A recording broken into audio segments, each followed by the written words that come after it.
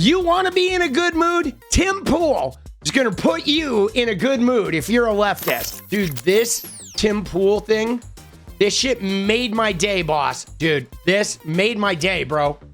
We love to see it, boss. We love to see it. This is it, dude. This is it. We got to watch this. This is beautiful. Okay? Dude, it's like, I mean, I know, guys, we have covered a lot of Candy O, and we've been covering a lot of the tit for tat drama with the MAGA influencers, the TPUSA girls and all that. And I, like, sometimes people have said to me, like, dude, why are you covering this?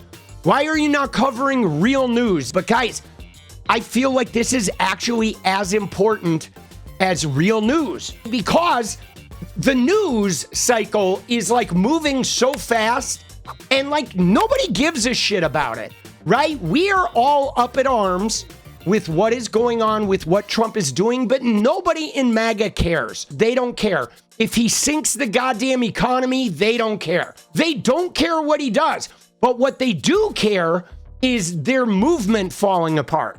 That is the shit that they care about. Their coalition fracturing is much more damaging to them than anything Trump could possibly do.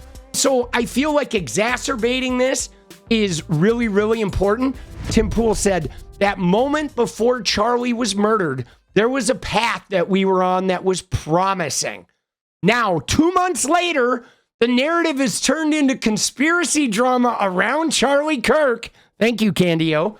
If Turning Point was involved in it, references to Jewish donors pulling out and how Erica knew everything, and that's the narrative the #1 podcast has given us. Dude, Candy O is literally a one-woman wrecking ball, guys. Candace Owens has done all of that.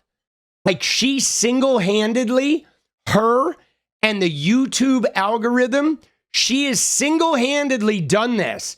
You know, she is like put eyes on Israel without coming out and saying it, which has made the rift with, like, I think Nick Fuentes is gaining inroads because of Candace Owens, which is probably not a good thing because he's super toxic, but she's creating enough, you know, doubt in the goodness of Netanyahu that it's causing the anti-Semites in their party to get really emboldened and to come out swinging. You know what I'm saying? And so she is, I hate to say this, but she is like being like Trump. She is like trumping the Trump movement. She's like a brand new Trump going in and detonating shit in the Trump movement, emboldening the worst elements of the movement and the craziest elements of the movement to come out and start, you know, being like, maybe she's right. Maybe Erica is bad. Maybe TPUSA is bad. Maybe this is connected to the Epstein files, right? Like, dude, let's watch this, dude. Let's watch. And I'm looking at Turning Point and Candace, and it is true. Someone at Turning Point was leaking stuff to her, like, for what reason? And I'm wondering what Turning Point is doing. I don't hold Turning Point, you know, responsible for what Candace is doing, but I'm just like looking at this and I'm thinking to myself, okay, let me put it like this for all you guys. I don't care if Candace is right or wrong, or Turning Point, or and anybody else in the drama is right or wrong. That's fine. People are allowed to do whatever they want. They're allowed to talk about whatever they want. The issue is that at the end of August, where were we as a country? We were here doing our shows, talking news and politics, of course, and preparing for the end of the year special, as we often do. The end of the year special. There was a plan, there was a path, and for me, both personally and professionally, things were looking up. the show and everything here. We're growing. We're bringing on good people. We're expanding. We've got, so coffee good. sales are going up, and memberships and board sales and organization. Skate night events we've been doing have been massively successful. So business, dude, the skate night events were really taking off, people. And politically, He's like, I had gotten a new beanie. There was like beanie sales are up. There was like one Charlie Brown hair growing in the center of my head. He's like, dude, I had a Charlie Brown hair growing in right in the center of my head. Like, shit was looking up, people. We're riding the wave, baby. Trump won. Let's keep going. Don't get me wrong, there were terror attacks throughout the year, but Trump was on track. Obviously, Charlie derailed them hugely, but dude, Trump was already dragging them down, right? He had the Epstein shit, the tariffs, the fucking economy's going to shit, fighting with everybody. I mean, Trump had already, the Kirk thing was just like the icing on the Trump cake, I think. I texted Charlie Kirk, and I asked him, just following up on the plan for the end of the year, because Tim 𝗙ście_𝗍𝗪 does Turning Point's AmFest the past 3 years. It's an amazing experience, and it's an honor and a privilege to be there. And Charlie texted me back, look at me, revealing our texts, saying, let me circle back with the team and get you the details. We'll get it going.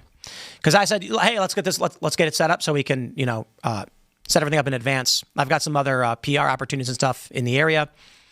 And a week after that, they killed him. And so I'll tell you what I'm saying, what I'm feeling. That moment before Charlie was murdered, there was a path that we were on that was promising. Now, 2 months later, the narrative has turned into conspiracy drama about Charlie Kirk. Popcorn. If Turning Point was involved in it.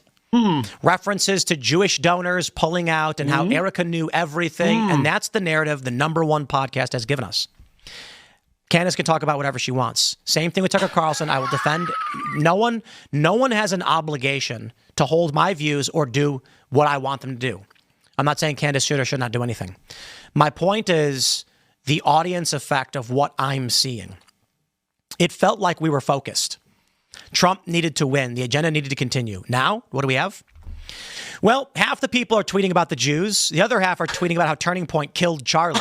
The #1 podcast is just basically covering the true crime aspect of an assassination of the assassination of Charlie Kirk. And I'm just like, focus is gone. Dude, this is so enjoyable, guys. Like, you love to see it, bro. I mean, doesn't this make you smile? Like, they are coping, bro. They are coping, right, dude? Was Charlie really holding all of this together, maybe? Seriously. And focus is gone.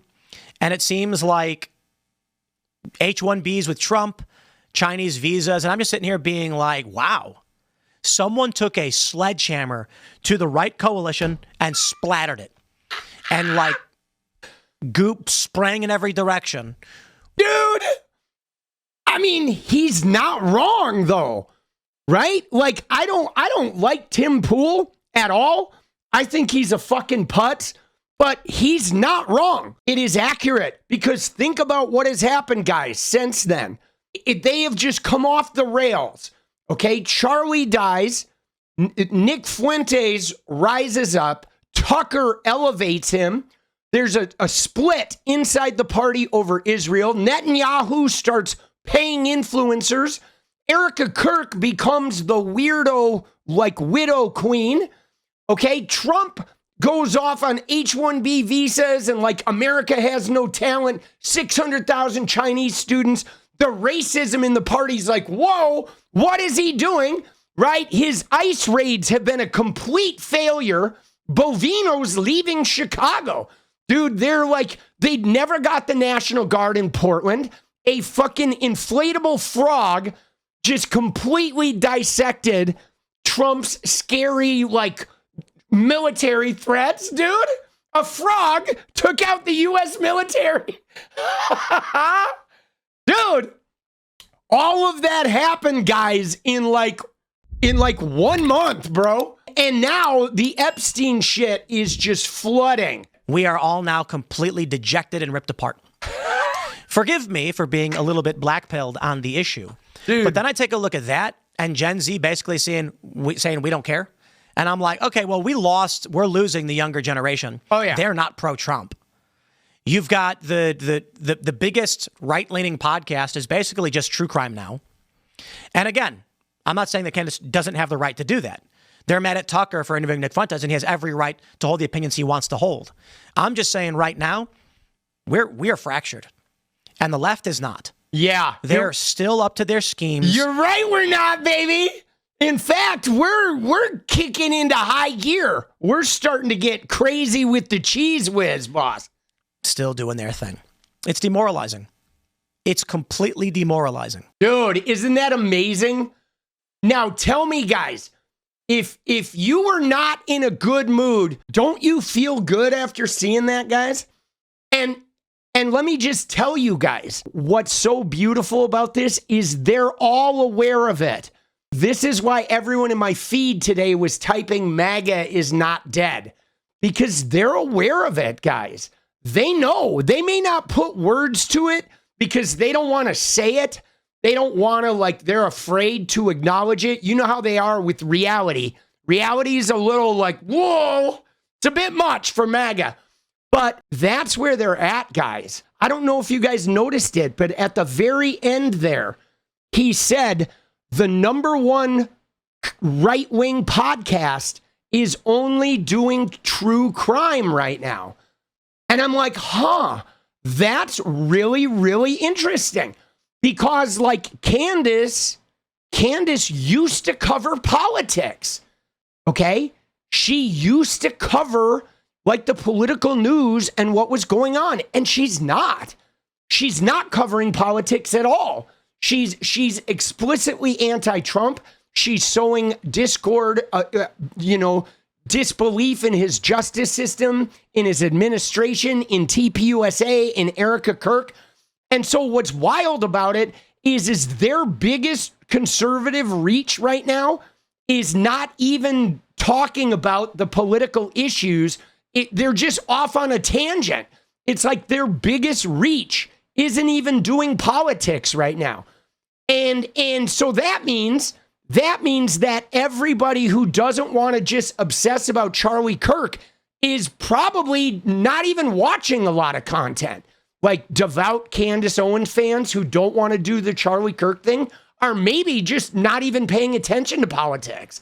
They're losing some significant steam, which is crazy because Trump's only been in office for 10 months, and already they're fractured.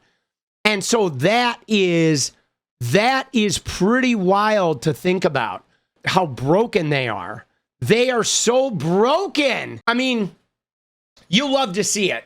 Okay, you do. You love to see it. Dude, the cope is insane. The cope is so bad. And here's what's crazy, guys. You ready? You know what makes this so special, guys? They literally had their biggest win yesterday. Okay, yesterday was when they reopened the government and the shutdown was all the Democrats' fault. The shutdown win that turned into nothing but 12 hours of Epstein files, right? Because Mike Johnson's an idiot and held out with 𝗬𝗟𝗡𝗅. But that was their big win. Probably the biggest win they're going to have in the next 6 months happened. It came and went yesterday. And without no accolades. Nobody is happy about them. What is up, guys? Thank you so much for watching. You like the video, you want to support independent resistance media, you know what to do. Drop that sub, hit the like button, and please share it. And we do love our members, so if you want to become a member, it's another really great way to support. Thanks again for everything, guys. I'll see you next time. Let's go.